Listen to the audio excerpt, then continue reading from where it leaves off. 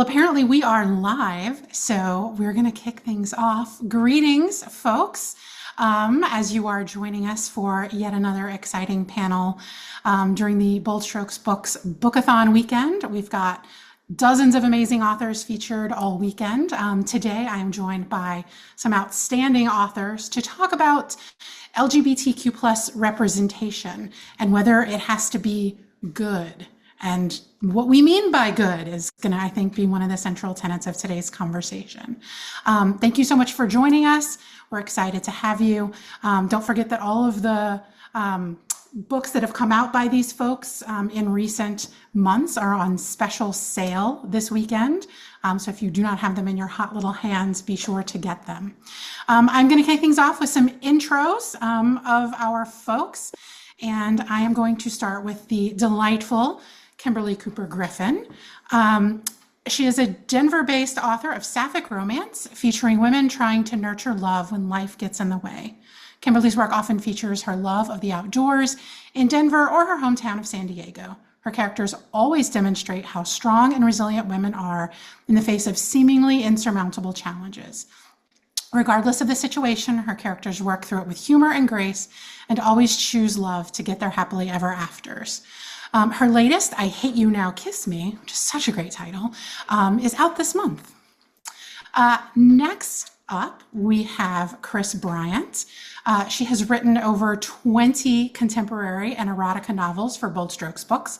She enjoys traveling, trying to be BFFs with every stray cat in her neighborhood and neighborhood she visits, which is my understanding at least, as well as hanging out with family and friends. I believe her latest is Scandalous, which happens to be a Goldie finalist. So congrats to you, Kris, on that. Thank you. Next up, we have Nicole Disney. She is an award-winning author writing across multiple genres of lesbian fiction, all linked by a fascination with the hidden worlds beneath everyday life. Her stories explore gang life, domestic violence, addiction, poverty, and professional fighting, always through the lens of strong, complex women. With a background in martial arts as both a student and former instructor, she writes gritty, character-driven stories about love, identity, and loyalty. When she's not writing, she's usually traveling, connecting with new people, or finding meaning in quiet moments. I believe her latest is Tap Out, which is also a Goldie finalist this year. So congratulations, Nicole. And last but not least, we have Kit Meredith, they, them. They live in the middle of England in a home filled with craft materials and creations. After years of longing, they finally have the dog of their dreams and can be found curled up with her at every opportunity.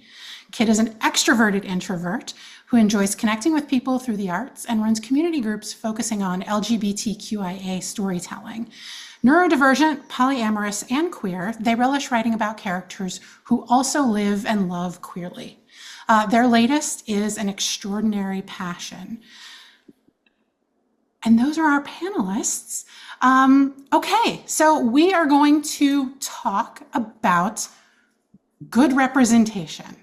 So I couldn't decide if we should discuss what we mean by good first, but then it's kind of hard to answer because it is, in fact, that spectrum. So I'm going to start with what I think is probably universal for us, which is like good as in good writing. And I think when we talk about good writing, we mean authentic characters. So what does that mean to you in terms of good representation?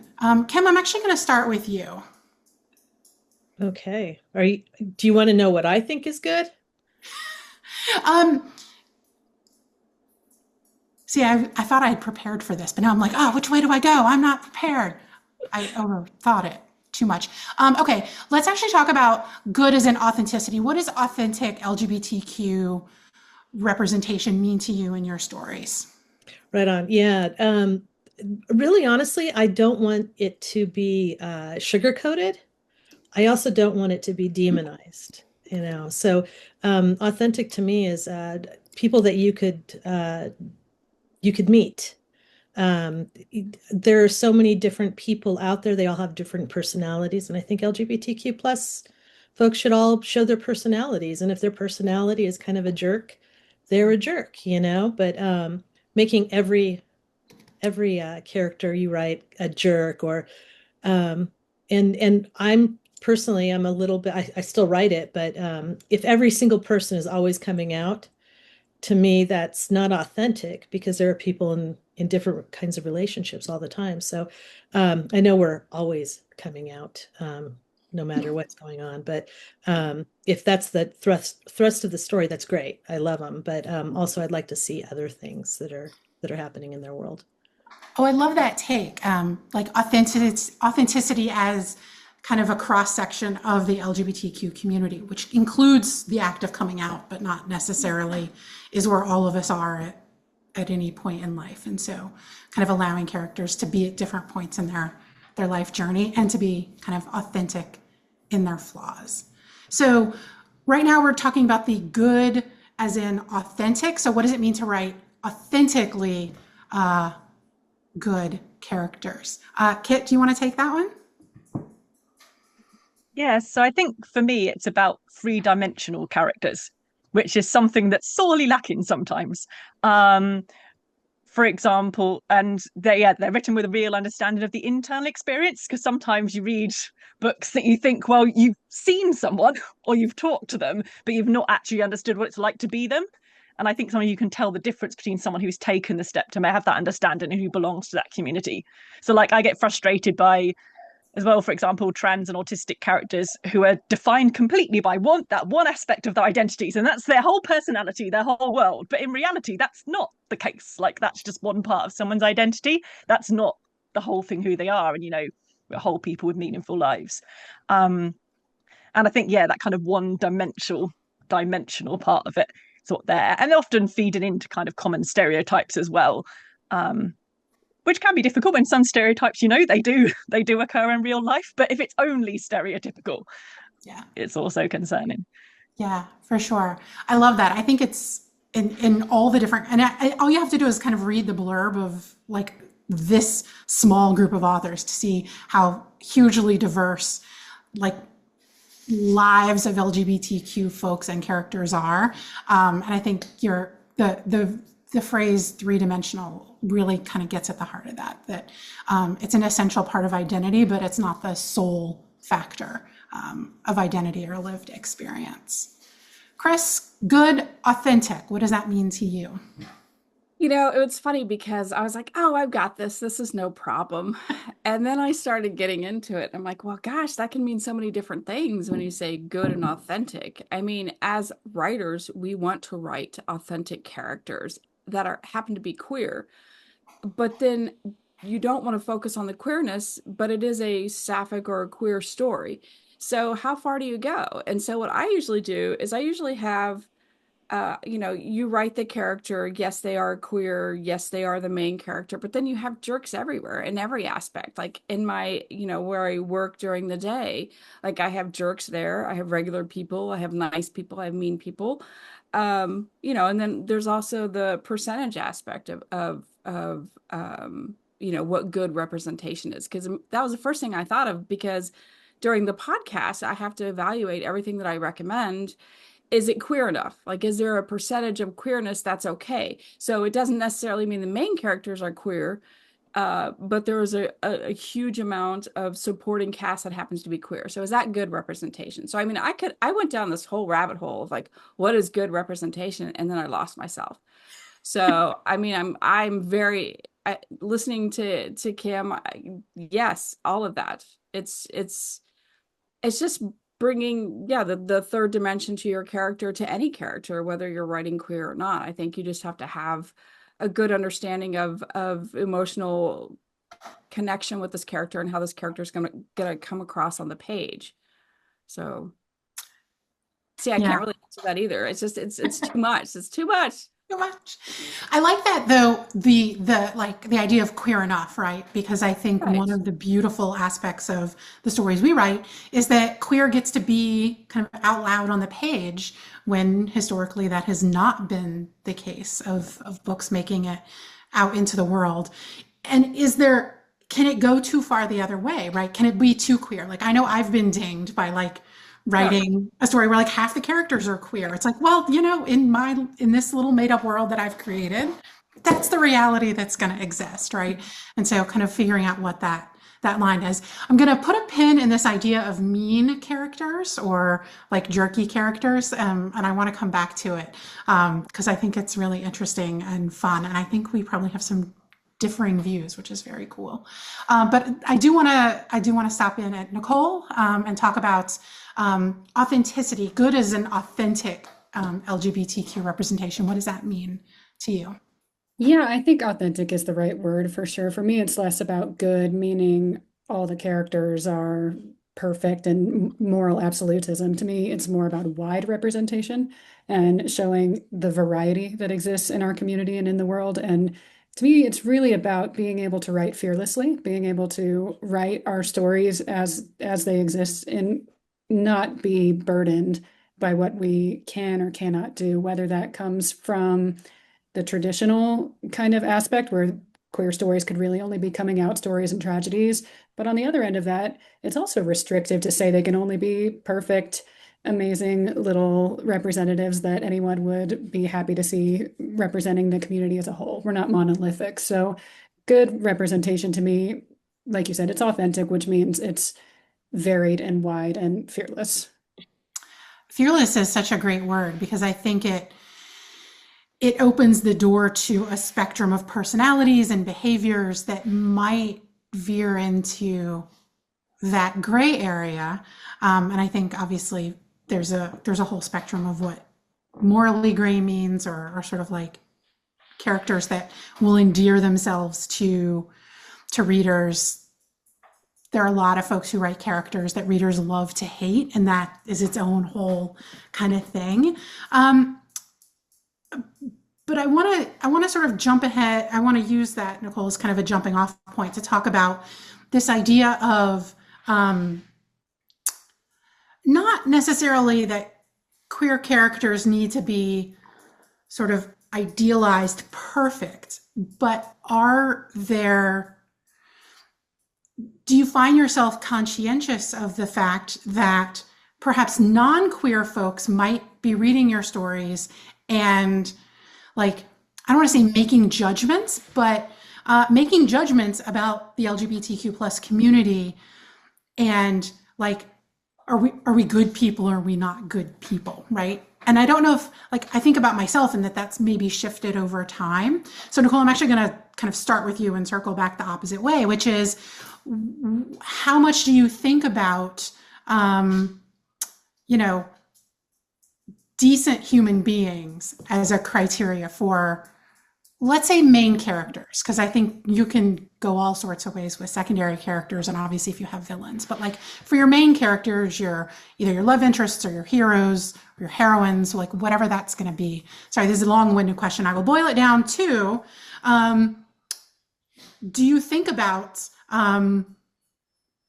whether or not your characters are good human beings, and does that matter in the context of the fact that you're representing LGBTQ plus community? Yeah, so I like all of my characters, whether they're main characters, secondary, or even villains, to all still very much feel like people. I like for everyone to have good qualities and bad qualities, and for it to be impossible to really put anyone in a good or bad category as a principle in general. When I think about the non-LGBTQ community and what their impressions might be reading it, to be honest, when I first started writing, I had no awareness of LGBTQ as like a genre and didn't really think of it in terms of that. I started submitting my stories to mainstream publishers thinking a story is a story. It's not going to matter. These people are in the arts. It's going to be fine. And very quickly realized it wasn't quite that simple, unfortunately. So I had that awareness for a little while, but mostly I think that characters need to have qualities from sort of every column. And I don't like to simplify people into good. I do think that for any reader, LGBTQ or not, yes, your main characters probably need to be fundamentally good for us to even want to go with them on that journey. So I do place that as an important core. And there should be also a focus on growth, which means we're probably going to have to start from a pretty flawed place, but they certainly should be redeemable. So I really focus on trying to make them human for every reason, for LGBTQ readers, for non-LGBTQ readers, and just for the craft of writing itself. I like that. Flawed but redeemable, right? Like if you're looking for a takeaway, right? That is Yes. the end goal. Kris? Um, So when I first started writing, all of my characters were perfect. They were perfect because, I was like, oh, I don't want to upset anybody. I want them to love them as much as I love them. So they were perfect. And then I realized it was a lot more fun to write flawed characters redeemable, because that's how we all are. I mean, we all struggle with something, and to find yourself inside pages of a book it's an incredible feeling, and it's a validation that I never thought of before. Like, this is the first time somebody's asked me about, how do you feel about the non-LGBT the non-queer. I'm getting over bronchitis, so I'm a little fuzzy right now, but I've never thought about them. That sounds terrible to say, but my audience has always been the queer community. It's always sapphic. It's always been that way. And so I don't really think about what outside of our community, what they think of my characters or of our book, my books, excuse me. I don't want to speak for everybody, but I want to just have books for us and see ourselves and have what I deemed good characters. I like to start off with people who are almost kind of prissy or just a little don't know about or have done bad things. That's the kind of character I like to write, because I think ultimately we all are, or else we'd all be in jail or, have a really, shady past. But I think we're all kind of like, following along and living our lives. And, it's just, we're leaning for the side of good. And that's the kind of characters I want to write. And yeah, and I want people to see that and read that. And yeah. So flawed enough to have a growth arc. Yes. Yeah. But yeah, at the very beginning, though, no, my characters were perfect, and I didn't want them to have any flaws whatsoever, because I thought it was so important for us to see ourselves as perfect on the page. But now it's like, hey, we're all flawed, and it's okay. Yeah, I love that. And I think it's interesting that you frame it as an evolution that you've had as a writer. And I feel though it almost parallels the evolution of this genre of publishing, right? I think even just 10, 15 years ago, the volume of queer stories being published in the average month or in the average year was still not huge. And I think because of that, like it was thrilling in some ways, but there may have been a sense of responsibility that lessens when, there are hundreds of books rolling out every month for folks to pick from. And so there's not like a sense of responsibility to shine a nice light on us. Agreed. Kim, what do you think about this idea of good human beings as important in terms of LGBTQ plus representation? Well, I think it's been brought up a few times, the redemption arc, right? If somebody doesn't, if they start off as, flawed, and then they end up as better people in the end. In romance, it has to happen, right? You have to, and that's what I write. It has to happen. There's a happily ever after. And if you can't get through that tension and you can't make them perfect at the end, it's not really a romance. It's not really a romance. It might be a love story. But I tend to go dark in my real writing. I mean, when I start every single book, it's pretty dark, and then I have to lighten it up a bit. But I think that's where writing out good background stories for your characters. I'm a big believer in making their life part of the page, so it doesn't have to be said explicitly in the book itself, but why are they doing certain things? And if it doesn't seem authentic that they're doing the things that they're doing, you really should go back to the backstories, right? But I don't think that anybody's interesting if they're just perfect. And like Kris was saying, back in the day, all of them were perfect. All of them were perfect, and then they got what they wanted, and maybe something got in their way a little bit, and there wasn't a whole lot of tension in there. And that's really awesome. I mean, we needed to see that back then. We needed to see that we could have a life that that was perfect or could be perfect, that we were good people. And I think that the times have kind of changed a little bit. I think that we've been able to see that people are flawed, especially queer people. We've been abused, with all kinds of trauma in our past, and not just us ourselves, but the people that came before us. And I think it's good to see that sometimes. But sometimes if you want to escape, you don't want to hear about this person who was a serial killer and now is a good person and should have a wife. So there's a line, and I think there's enough of us writing different kinds of stuff now that you can pick that. My reviews, I always love it when somebody says, I hated so and so, and that's what's going on with the book that I just put out, which makes me so happy. I hated her, and by the end I loved her because she was flawed, and this is why she was that way, and if you explain it, then you're okay.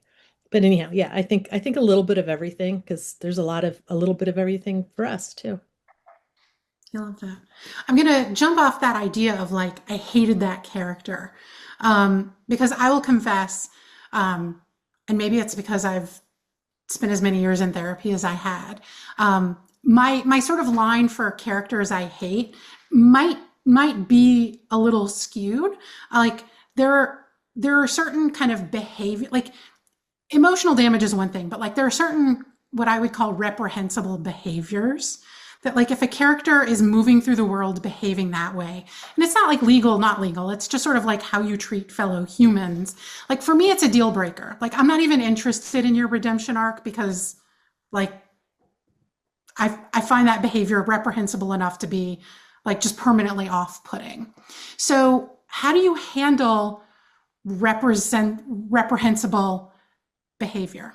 Oh gosh, I just got a private little note that this is what happens. I jump around and I totally missed my last question, which was good characters. Okay, we're going to do that. And then I'm going to actually ask you this other question. So sorry, y'all.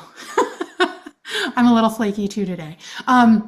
So we're going back to Kit and asking them if they think kind of good matters in terms of how they represent characters. And then I will kick it off with Kit and then circle back to everybody else with this idea of like reprehensible behavior. Kit, my apologies. Thank you for pinging me. I love No worries. do that in the Zoom chat. You could have just unmuted yourself and said, hey.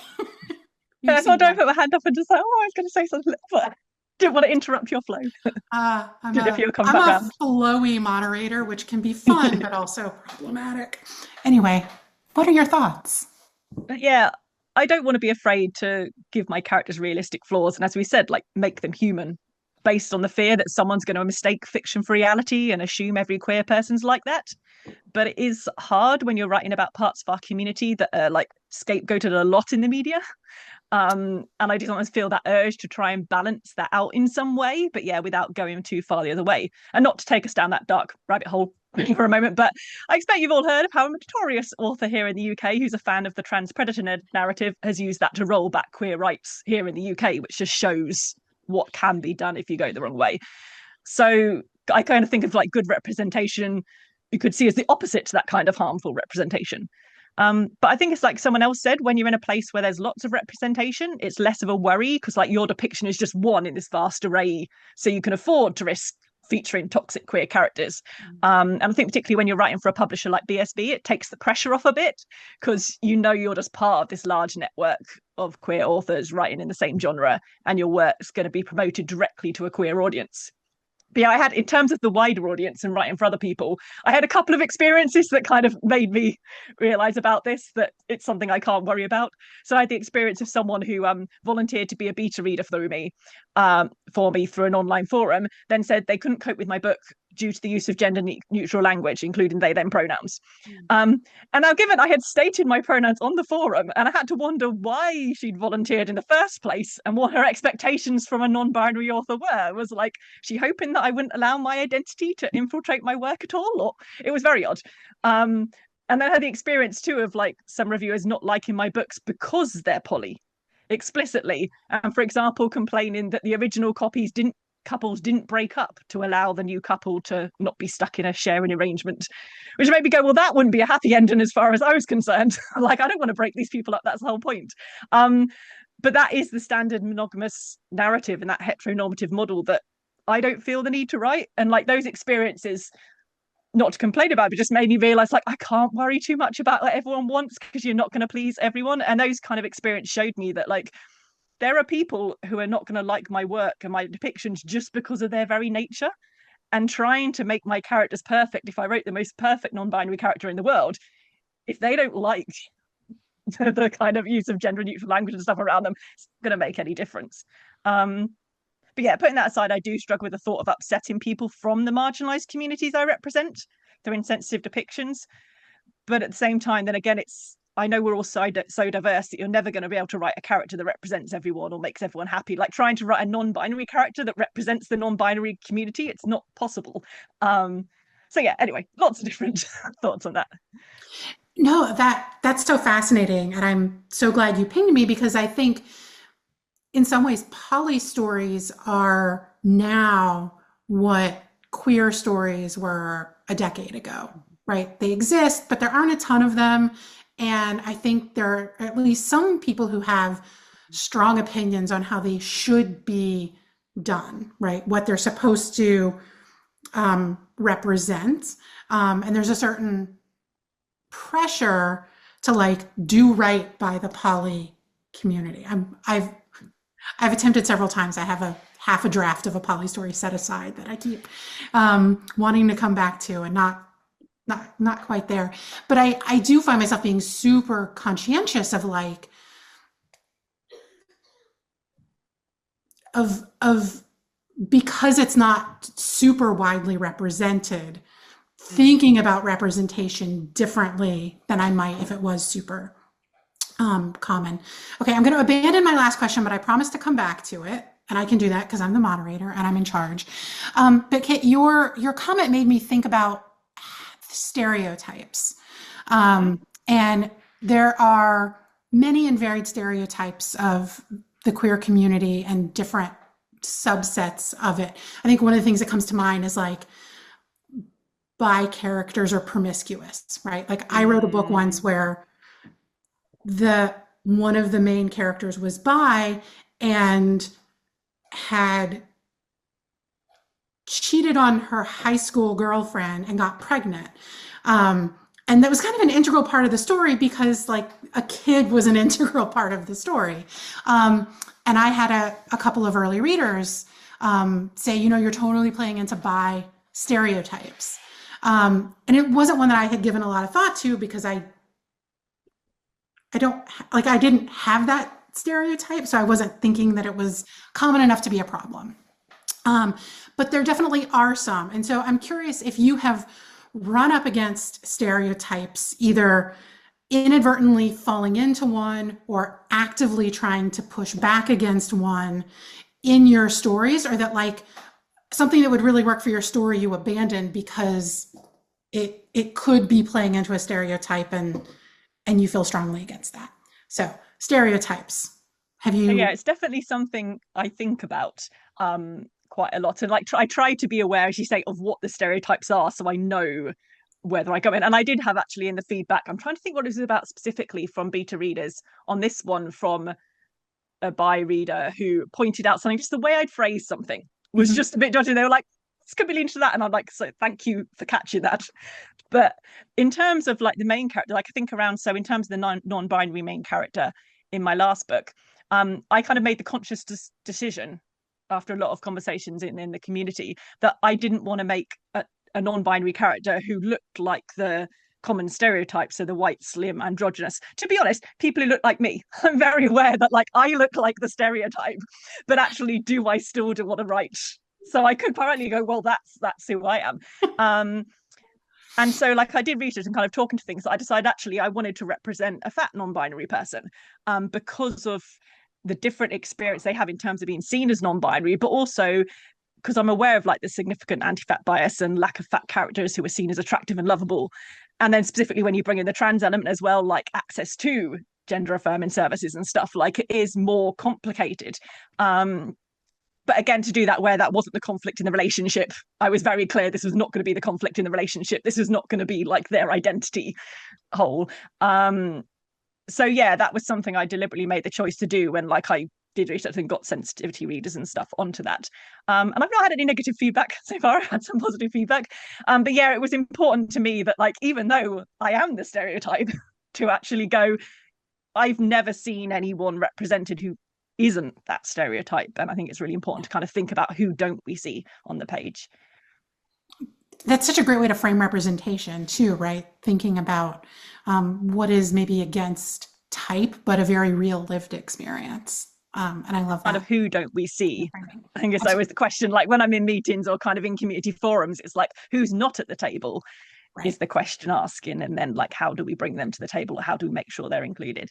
Absolutely. And I think, for so many of us, gender expression, sexual identity are core. I think race is one that a lot of us white folks have to contend with, because we're trying to do authentic representation, but also be really respectful of own voices, stories, and making sure that we're elevating marginalized voices, not just marginalized identities. Okay, everyone else, thoughts on stereotypes and whether or not they've played in? Feel free to just jump in if you've got something to say. But I can do it. So I battled this because I think that I stereotype sometimes, and I'll find it in my revisions and go, whoa, I just did something there. Kit, one of the things that I did recently is I had a non-binary polyamorous person in my book, and I found myself misgendering them constantly. And part of it is because you're trying to make that identity, because we're already in my romances, at least, you have two women and it's the she, her thing. What is that? Who is she? When do you put in the name, and when do you put in the blonde woman or the one with blue eyes or whatever? And yeah, I mean, I think it's good to be aware that you're doing it. I think that if you have a hard time doing it, don't stretch yourself, because you can actually offend somebody. Stretch yourself somewhere else. Stretch yourself in a side character, but get yourself in there so that you can start doing it. But representation isn't always appropriate, because you might represent it poorly. And when you do that, it's hard to come back from it once it's been printed, right? I find myself falling into stereotypes too. My first book that I ever wrote had a gay side character who was flamboyant as hell, totally funny, da da da da da. And I realized that after I had printed it or published it, and it's kind of embarrassing to me. But in the reviews, people love it. But a lot of straight people read that book too. So they see that and they like it because Will and Grace, that kind of thing. So but stereotypes can be funny as long as they're not damaging or hurting somebody. I stereotype my main characters sometimes just to come back to show that stereotype isn't really who they are. They think that that's who they are. Now that's their arc, right? So I think there's a lot of good ways to do it, but you just have to be really careful. And I think a beta reader who brings up the fact that something is difficult, you have to consider the source. Do you see them as somebody is good at what they're doing, or are they just going, it's confusing, I don't get all the they theirs, and that is hard to put into a book. But if you start getting good at it, you figure it out. But you just have to practice a little bit, I think, and be very cognizant of it. And I think we have to know your target audience, right? Like sometimes a book is not for someone. I did a book club in this great little indie bookstore in deep South Louisiana. They picked one of my books set there that had a trans main character.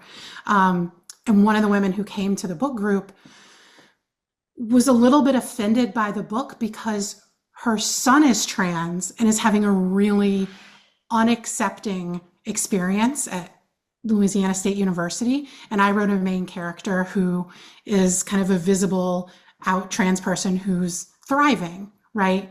And the conversation that I had with her, which is this, like, there's authenticity is important, but also creating worlds where characters get to live happy, joyful, full lives is like, that's my audience, right? Like, I'm writing this book for your son more than I'm writing this book for you. And I hope you can find some joy in it. But like, in terms of like, to appreciate the suffering, like, you're not going to get that here. And so you have, and that's okay, right? You're not gonna write a book that's gonna work for everyone. Kris, Nicole, do you have thoughts on stereotypes and avoiding them, falling into them, whether or not they matter? I think usually stereotypes are a problem of not enough character development. It's usually kind of a knee-jerk reaction, which is why I think we see it more in secondary characters than main characters, because you've really taken the time, you've given them backstories, you've fleshed them out fully. So even if there are some stereotypes mixed in there, there's also a whole lot more that fills them out and makes them not feel like that one-dimensional stereotype. So I think I do this with plot issues as well. If I'm trying to solve a problem, there's kind of the first one that pops into your mind and like, I think good stories are about going to solution number 2 and 3 and 4 and 5, and then you find the one that people aren't gonna predict. I think it's the same thing with character development. Maybe a certain, they need a best friend, and boom, a stereotype pops in your head. And I think getting away from that is about not going with that, but going with number 2 and 3 and 4 and 5. And that'll weed out a lot of those just sort of natural unconscious ones. But in situations like your example, though, Aurora, where maybe the bi character cheats and has a kid, and that's maybe playing into a stereotype, you're concerned about it, but it's also intentional and integral to the story. It needs to be there. Then I think it's about just filling in a lot more of the character so that they're not only that, and then they feel real again. Yeah, for sure. Thank you. Kris, any last thoughts on? As far as stereotyping, I mean, I think I'm lucky, and I think Aurora, you probably feel the same because we both have Ashley as our editor. And so let me tell you something, like, Punk ass millennial something that might be stereotypical, and she will just absolutely just like, no, she will point it out. This, you're going to offend some people here. You shouldn't be doing this. Think of another way to say this or do this. So it really helps because a lot of times we'll get really deep in the story. You tunnel vision. You're like in the story, you're writing, you don't even realize that you've done something that maybe isn't appropriate, and you're not aware of it. And you don't mean anything wrong by it. It's just, it's just so much better to have somebody who's very aware of things, your editor, who can point those things out. And she has definitely saved me on several occasions. So yeah, for sure. So that it helps to have a really good editor who's aware of things like that.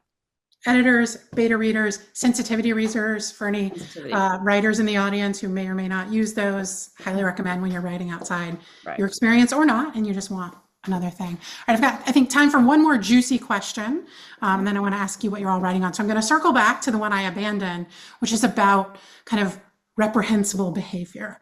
Are there behaviors where you draw the line that, like, the sort of heroic lead or love interests of your story, like, you will not have that character behave in certain ways because for you it makes them, I don't want to say not redeemable, because I think a lot of folks, we sort of thrive on that kind of redeemableness.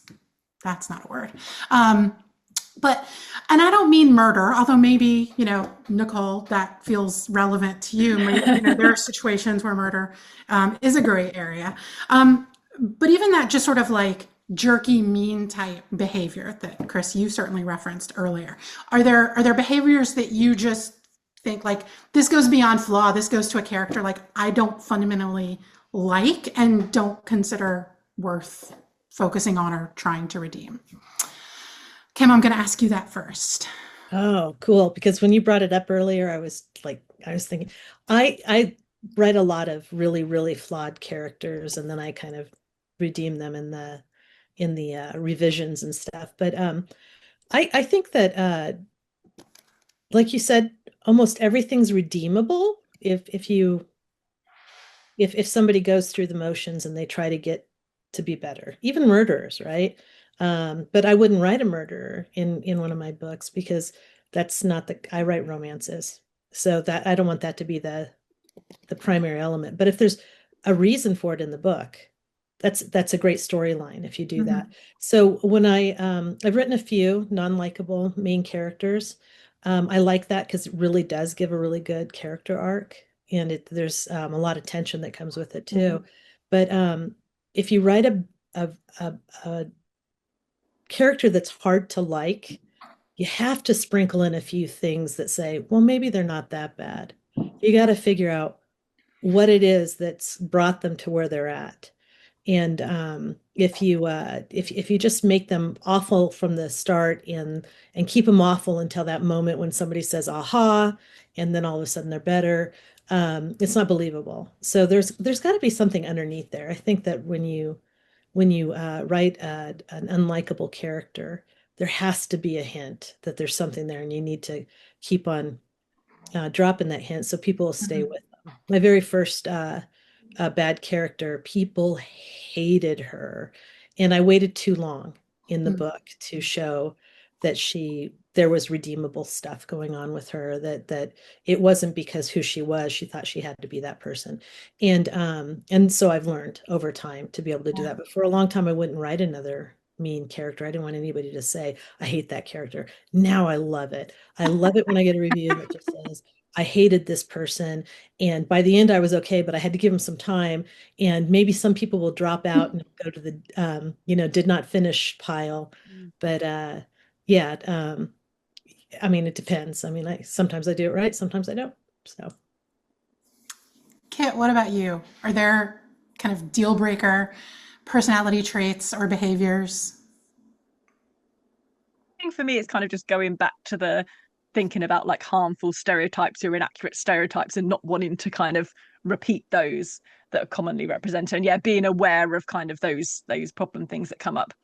I think like there's a difference between a character doing intentional harm is different to showing a Mhm. character who's doing harm due to their personal issues that people can empathize with.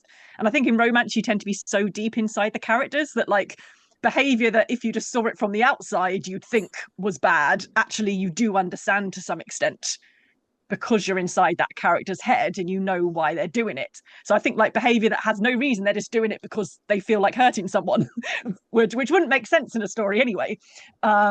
Whereas, yeah, there's got to be some reason behind that, and not just as simple as like my dad left me or kind of, but like more complex part of that kind of complex humanity of someone. Um, The perks but of yeah, I think like I interiority. mean, apart from like the biggie trigger warnings that like I wouldn't want to include.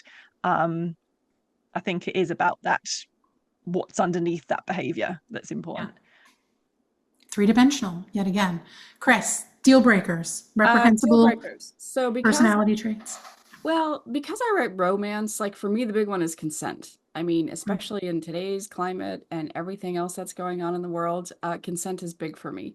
So, 20 years ago, we would read books where somebody would throw somebody against the wall and kiss them soundless. Like, oh, that sounds amazing. But now it's like, oh my God, no. You have to be very aware of what you're writing and how you're writing it. And for me, it's consent. I always make sure that if the characters are in that moment, that there's, may I do this, and do it in a way that sounds romantic and not just like, oh, I have to throw this in here because of the climate of today. But consent is a big thing for me in my books. It's always consent, and I will never write anything without consent. That's just a deal breaker. And my characters will always have that awareness with each other. But like that's Yeah. very important. And yeah, I love that because I don't think that's universal. right. I think coercion still has Yes. a perceived place for some writers and some readers, and knowing that that's a personal limit, I think, is super useful to have. And Nicole, any I didn't end with you on purpose, but I'm curious if there's anything you consider off limits Yes. for your main characters. Well, you saw that list in my bio and you're like, oh boy, this is going to be a crazy answer. I love it. I love it. No, I mean, I think as a writer, I actually have a fascination with understanding things that are really hard to understand. So I'm actually drawn to things that other people might consider to be taboo and trying to say, okay, well, where is the humanity in that? And how did that happen? And what does it Mhm. mean about this person? And what is their way back? So yeah, I'm drawn to some pretty dark topics sometimes. And I think very little, if anything, is off limits in fiction. That said, I think that behaviors and likability are two different things. I wouldn't necessarily want to write a main character who you just don't want to be with. I mean, I do want you to enjoy reading the story. So I do pay attention to that dance of, have I gone too far? Are they no longer likable? Do we no longer care if they redeem themselves? That is a real thing that can happen. And I usually catch those things in editing. Sometimes I do go too far when I'm writing, and then I'll read it back, or I'll have someone else read it and I'll be like, okay, yeah, that was too far. So, I mean, it does exist, but I couldn't necessarily tell you specific things that are just across the board deal breakers. I actually think it's a really fun part of writing to say, how do I get you inside a perspective that you didn't think you could ever get inside? Yeah. And that's why they pay you the big bucks. I wish. Right. We did actually have one question in the Q&A that I just realized, and I think it can be a quickie. So is there an LGBTQ plus book that you love, even though it doesn't have a happy ending?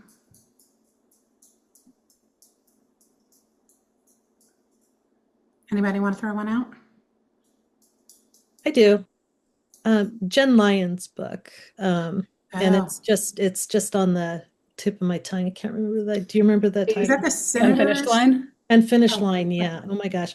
I love that. I loved the way that it was ended, and there was kind of some pressure to put in an alternate ending at the book. And I liked the alternate ending too, but I really liked the not alternate ending. It was I like to cry, and I like to end a book like with thinking about something. And Jen Lyon's The Unfinished Line. I love that book.